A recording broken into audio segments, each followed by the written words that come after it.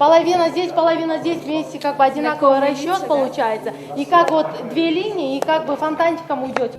Бул сынактын жеңүүчүсү Турцияга 10 күндүк эс алууга жолдомо алат. Сынакка катышкандар модельдик агенттиктерден эмес, интернеттеги социалдык тармактар аркылуу тандалып алынган. Иш-чара кызыл килемден өтүү менен башталып, конок катары кыргыз шоу-бизнесинин адамдары да чакырылган.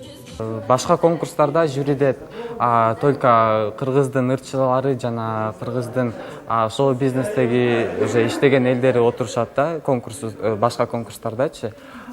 Биздин конкурста жюрилерди болсо биз залдан 5 киши тартып чыгабыз. И ошо эчтеке билбеген элдер уже жюриге отуруп, ошо өзлөрү оценкаларды өзлөрү коюшат да. Сынактын да бир өзгөчөлүгү катышуучулар өздөрүнүн талантын эмес, келбетин көрсөтүүгө көбүрөөк көңүл бурушат. Ошондуктан дефиле сынактын басымдуу бөлүгүн камтыйт. Кызуу даярдык көрүп баштаган катышуучулар туура басууну, өзүн тааныштырганды үйрөнүп жатышат. Даярдык жаңы эле башталса да, кыздар атаандаштыктын даамын сезе баштаган учуру. Биринчини алам деп анча деле ойлобойм. Ага деле үмүтпелим, бирок менден жакшы кыздар бар, бою узун. Көп нерсени билген. Бул жолу билбейм. Көрөбүз кандай болот.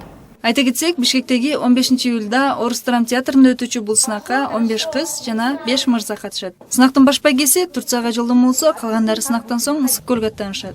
Назира Абдиева, Рахат Медербеков, Интерньюз.